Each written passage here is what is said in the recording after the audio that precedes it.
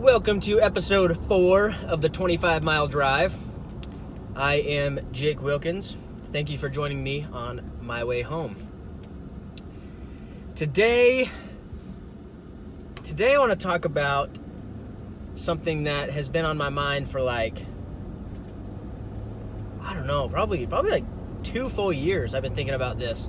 And that does not mean that I have it perfectly ironed out, in detail, have my thoughts all perfected on the subject, but it's just a concept that I'm sure people are aware of. But anyway, it's a concept that I'm sure a lot of people are aware of. But and I don't know if I can offer any new revelation or new light on the subject. But man, it's been something that's pretty powerful. And I shared it with this kid that I know that's 16, and just sharing my thoughts in conversation with him about it. And I came to find 18 months after I told him about it that he remembered it, it stuck in his brain, and that he'd altered his way of thinking because of it. And so that's kind of when I was like, man, maybe that's an important idea for people to know about. And like I said, I don't know if I have any new light or revelation on the subject, but either way, I'm going to share with you my 2 cents on the idea that sleep and eating and sitting and a bunch of other things, but I want to talk about those 3 things specifically. Sleeping, eating, and sitting are to be earned. So I want to talk about earning sleep, earning food, earning eating, and earning sleep, earning sleeping. So the first one I want to talk about is earning food, earning eating. And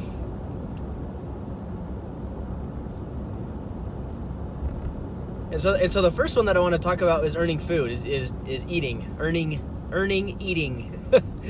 And how much better food is, and how much better meals are, how much better eating is when you've really earned it, when when you deserve it, when you really need it or really have earned it. So here's what I mean by that. So I spent 2 years from age 19 to 21 in Italy. And now if you know anything about Italy, you know they have really, really good food. Pizza and pasta and gelato and just a bunch of incredible food, right? And while I was there, I ate tons of that good food, and it was awesome.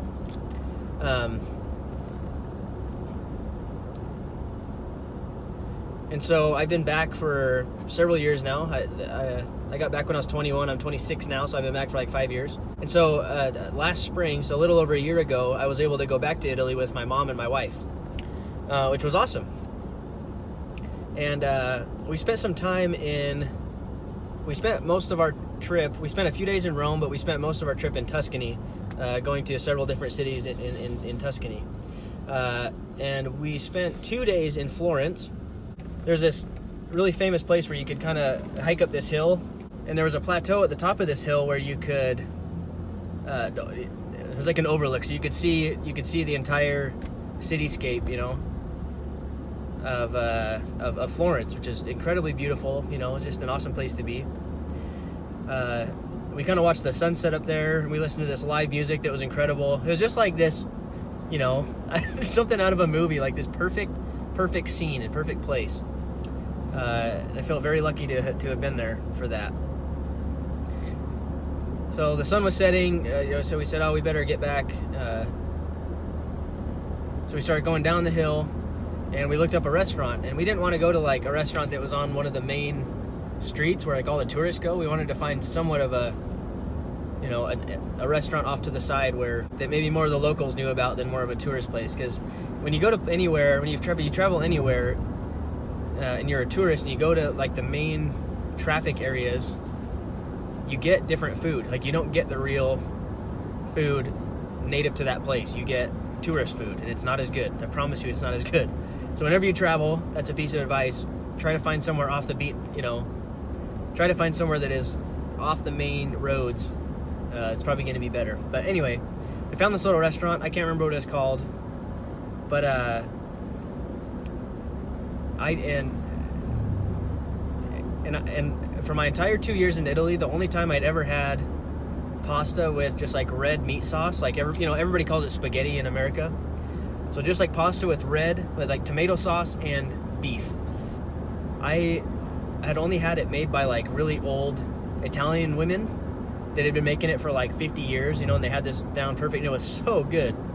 But I'd never bought it anywhere because I didn't want it to be ruined. I wanted it to stay this like perfect experience with these old Italian women who made it the way that their grandma, the way that their grandparents made it, the way that their grandma and great-great-grandma and whoever made it.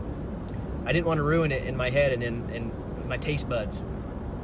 So I'd been saving that experience for when I found the right restaurant and I felt comfortable enough that the restaurant was going to do it right and that I would enjoy that dish. Just pasta with red sauce, pasta with tomato sauce with beef. And I determined, I was like, all right, I'm going to give it a shot. I'm going to try it in Tuscany at this place. I'm going to get this because I think they can do it right. So I did. So I ordered it, and it was so good. I was not wrong about that place. It was one of the best meals I've ever had in my life. They did it perfect. It was so good. The pasta was homemade too. Like they handmade it in the restaurant. It was so good. Like I don't know how else to say it. It was perfect. Like it couldn't have been better. It was perfect. And by all accounts, it should be the best meal I've ever had. I had just come down off this high from being on this observation point above Tuscany in Italy, overlooking the city of Tuscany, watching the sunset with this incredible musician playing live music, with my wife and my mom. We just come down from that, and then we find this little restaurant off in this alley, whatever, and they nailed my favorite food. It should, by all accounts, it should have been this incredible, perfect, my favorite meal experience of all time. But it's not. And let me tell you why it's not. I went to high school in a little tiny farm town called Melba, Idaho. And Melba, Idaho is a town of the actual town itself is a town of like 500 people, or it was back then, maybe 600. My high school class was like 60, so it was this little tiny farm town. And starting at 14, I worked in the fields every summer, and made money that way. And we had 5 acres of property, so we were not farmers by any means. My parents were not farmers, but we had 5 acres of land that had to be taken care of. And my dad was very good at finding ways for me to work on that 5 acres every Saturday, pretty much all Saturday. It would take me like 4 hours just to mow our lawn. It was so big. And then I'd have to move rocks or plant trees or cut trees down or whatever. I just had to take care of this land. And the best meals I ever had, and this is including, I'm taking into account, so this was like 10 years ago that I lived in Melbourne and did this stuff. So up to this day, the best meals I've ever had, including that time when I had pasta with tomato sauce with beef in Italy, in Tuscany, in this perfect restaurant, in this perfect place. I'm taking into account that meal. The best meals I've ever had, hands down, no competition, are when I worked my freaking butt off, sweating and slaving, and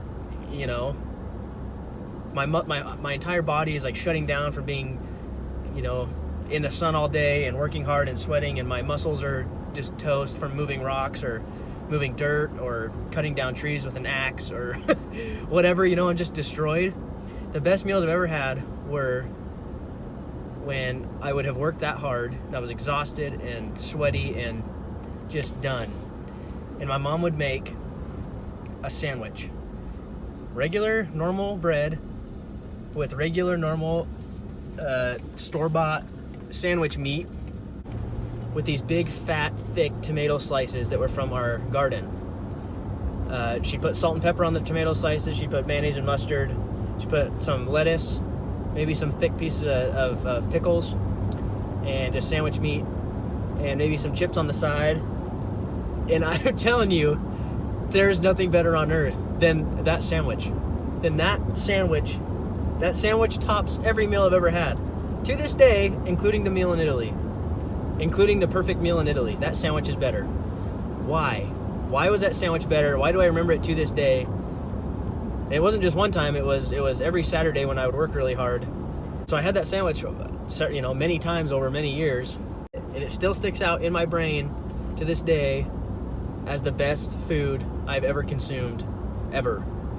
And so I've determined that the reason is because I earned it. And let me explain what I mean. I worked so hard doing something that I didn't want to do, that I didn't volunteer to do. It was imposed on me, this work. And if I didn't work hard, then I couldn't be rewarded with, if I didn't get it done, then that meant I couldn't go do what I wanted to do later, with my friends or whatever. And so I would have to work extra hard to get it done in a reasonable amount of time so that I could make it to the thing that I wanted to go to later. And so I would compound, an 8-hour day into 6 hours or 4 hours so that I could do what I wanted to do later. And when I got to that sandwich, when my mom would come yell at me, when my mom would stick her head out the door and say, "Jake, there's a sandwich ready for you, whenever you want it." That's a vivid memory in my mind. Having that sandwich, it was so perfect. It's exactly what I wanted. And it was so satisfying and so perfect, and I don't think anything will ever top it. So the point is, at least for me, and I assume this is a universal law, that when you earn something, it's more satisfying when you receive it, right? I didn't really do anything to earn that meal in Tuscany. We just walked in and found it, that was it. And so even though it was perfection. It was such a good meal. It really was. It was so good. But even so, the meal that I remember more, the meals that I remember more as being better and more satisfying are the ones that I really earned. And it doesn't mean you have to go work out in a field. It doesn't mean you have to work out in a field all day to have a satisfying meal. It just means, you know when you've earned something. You know when you've worked hard enough and put the time in at whatever you do to earn a meal, to really earn it. And so that's point number one, is to earn your food and earn your meals. That meals and food and eating is better and more satisfying when you have legitimately earned it through hard work. The next one is more brief, but I want to talk about earning sitting. The reason that I want to talk about these three things is that they're things that we take for granted. They're things that we just do. We've been trained to. In the morning we have breakfast. In the afternoon we have lunch. At night we have dinner. At night we go to sleep. We sit down all the time. We sit down to drive. We sit down at work. We sit down at school. We sit down to watch TV. We sit down at the computer. We sit down all the time. So these things that we take for granted that are so much more satisfying when we earn them. So the next one is sitting, and this one will be more brief. And the reason this one comes to mind is because you probably know. So it's kind of in the same context that when you have been on your feet all day, or you've worked really hard physically or whatever. It is so dang satisfying to sit, just to sit. This thing that we do all the time that we don't think twice about. It feels so incredibly good to sit after we have been on our feet for a long time. And the reason I was thinking about it is because what I used to do professionally was carpentry. And so I was a woodworker. And so, we'd often have really tight schedules for when we had to get work done, so that the house could continue moving along, right?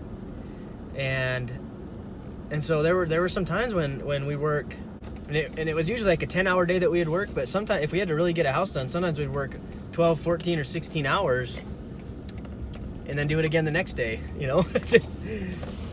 just to get a house done, so we made sure that we weren't holding anybody else up, and also because we had another job to start the next day anyway.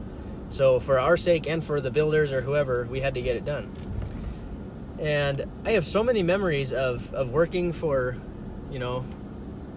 a 12-hour plus day on my feet physically, lifting things and just being on my feet, lifting things and squatting up and down and running around in a hurry, bending over, and it was just exhausting. And I have so many memories of sitting down. Like, I'd go for like 4 hours straight where I wouldn't sit. I would drink, and I'd maybe snack, have some sunflower seeds, pound of soda, whatever. But I'd work for like 4 hours straight without sitting or stopping. And then the amazing feeling of sitting after that was so incredible. Like, it was the most satisfying thing, just to sit, just to sit. Whether that was on a bucket, whether that was like on a paint bucket or on a stack of wood or on like a fireplace hearth that wasn't even finished yet, or on the floor, or just plopping down on the floor right there in the middle of the house and leaning my back against the wall just to catch my breath for a minute. So satisfying sitting. And and that's another thing that I think we just take for granted is that sitting is a privilege, and it's something to be earned, and that it's exponentially more. It's this thing that we're so used to doing all the time. We forget that it should be a satisfying reward for having done other things all day. We forget that it can be a very satisfying reward for having done a bunch of other things all day and finishing the day with just sitting, just sitting.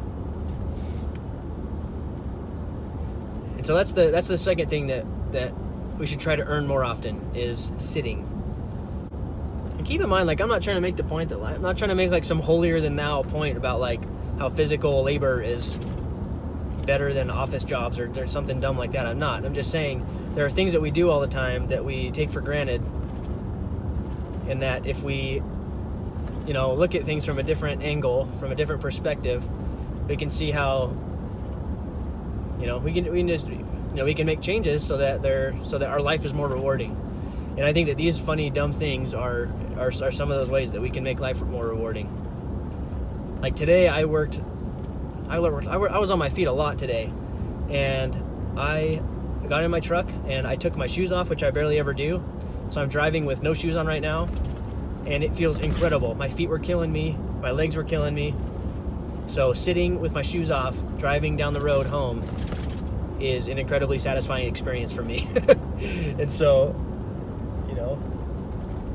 and that's something that we can miss. And this joy that I'm feeling right now, just sitting with my shoes off, is something that I would have missed if I wasn't on my feet all day, working hard all day. And then the last point is earning sleep. And this is the thing that I talked to that kid about a couple of years ago. We were helping this lady take care of her yard. She's this elderly woman, and she couldn't do it herself. So we went over there with a bunch of these boys, and we mowed her lawn, and we trimmed, and we pulled weeds, and we cut out some old dead plants, and just took care of her lawn, took care of her landscaping. And this kid was kind of complaining about it, It's like, oh, I hate it when we have to do this stuff, and I don't, like, can't she do it herself? And, like, why does she have grass and plants if she can't take care of them? Just having a bad attitude. And so I'd already been, like, stewing on this principle for a long time, and so I just kind of threw it out. I didn't really fight him on it or try to convince him that it was right what we were doing or whatever. And I said, look, if nothing else, you will have earned your sleep tonight. And so keep in mind that it was like 105 degrees in the middle of the summer, and we were doing some very physically intensive work. So he's dumping sweat, hating life. He's not happy to be there. But I said that to him. I said, if nothing else, you will have earned your sleep tonight.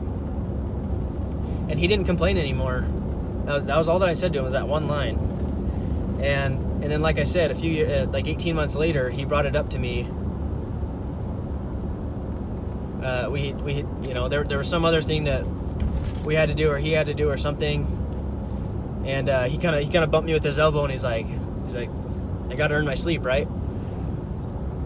I was like, yeah, that's right. Yeah, you got to earn your sleep. And I guess the point is that I just recognize this balance where I have no problem falling asleep if I earned it. And so what does that mean? Well, my best sleep usually was like in high school after a football game. I would come home and just lay in my bed and just collapse. And it was the best sleep I ever got, because like I had earned it. Like my body could not do any more, physically and mentally. My body could not do any more, and sleep was the best reward that I could ever give myself. You know, it was incredible. It was refreshing. It was incredible because I had earned it. Or after working those super long, 12 or 16 hour days or whatever, I'd come home, same thing. Like I would just be done, and I slept so well, like just deep sleep, wake up so refreshed because I'd earned it. On the other side, there are times when I did not earn sleep. So what does that mean? That means that I was not productive during the day.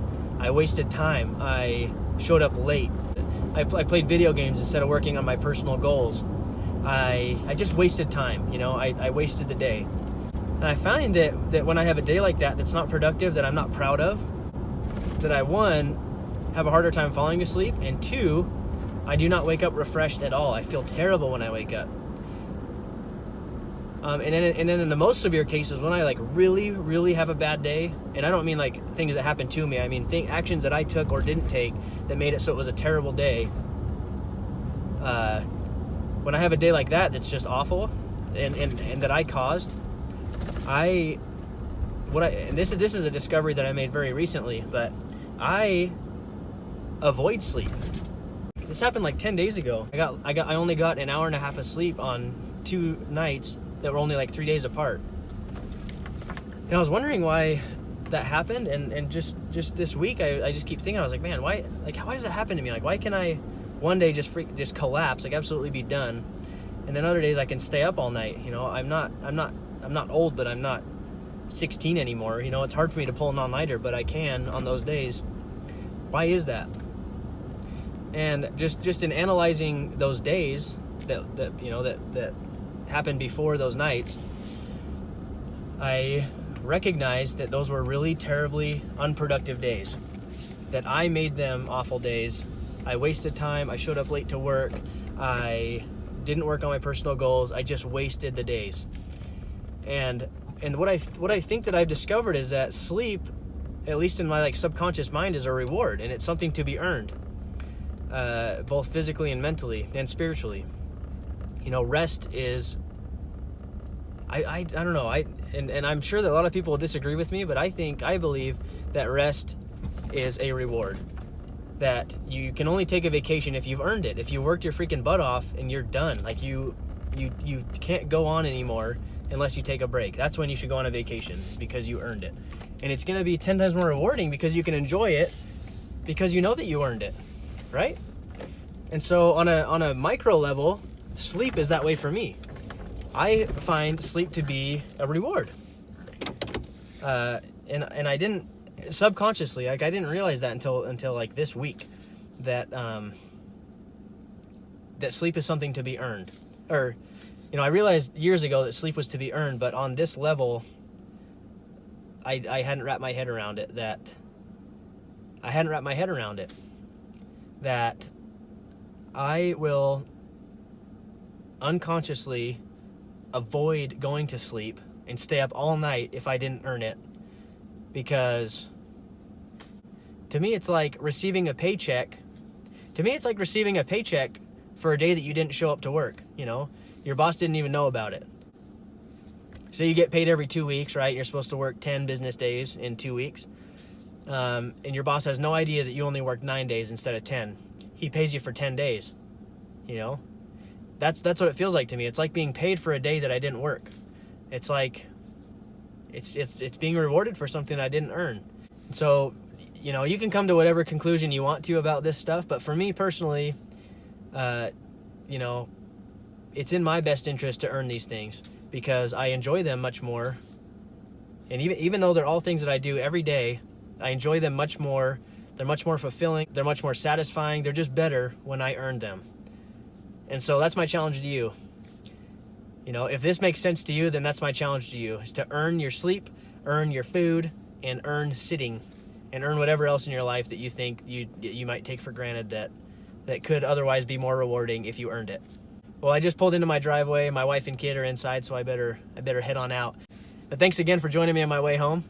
If you like what I talked about today, please like it, share it. Get the word out that Jake is sharing some cool stuff. I'll see you next week.